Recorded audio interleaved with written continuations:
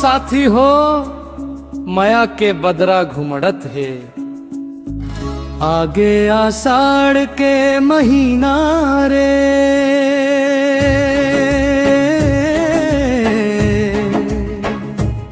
मुखड़ा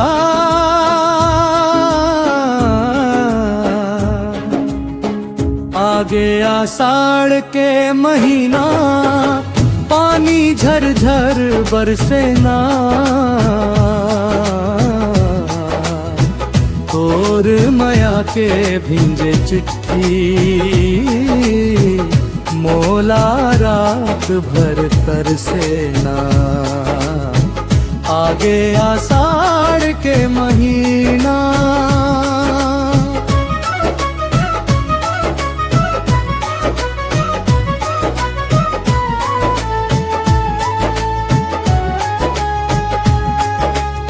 संग तोर गली मम फिर से, मोर मन हर से ना। धान के रोपाला काही संगवारी, गाँव के डहरिया गूंजे रे। तोर हंसी के मीठ बोली ले, मोर दिल हर रोजे सूंझे रे।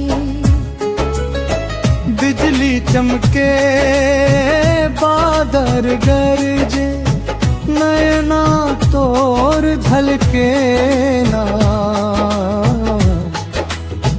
भिंजत भिंजत माया बढ़त है, दिल मोर धड़के ना।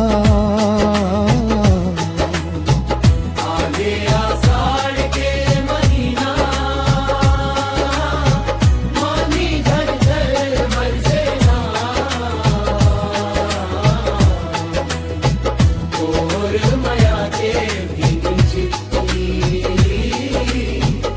मोला रात भर तरसे ना।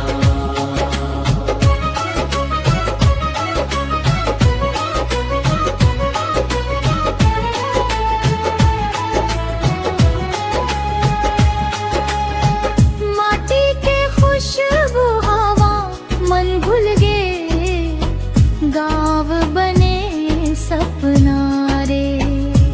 तो तोर संग जिए बर चाहत हावते मोर अपन सपना रे।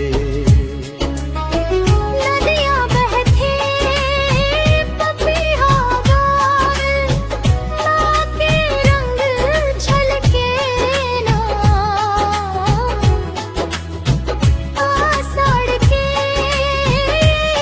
भिंजे मौसम, तोर यार बन पलके ना।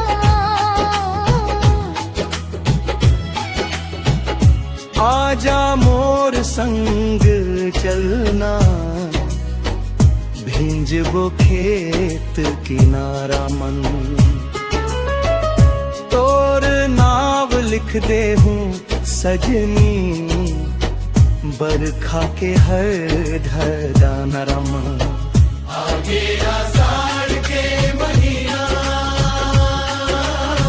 मनवा मोर गावे ना। तोला पाए के मोर जिंदगी, खुशियों ले सज जावे ना। आगे आषाढ़ के महीना, माया के रंग बरसे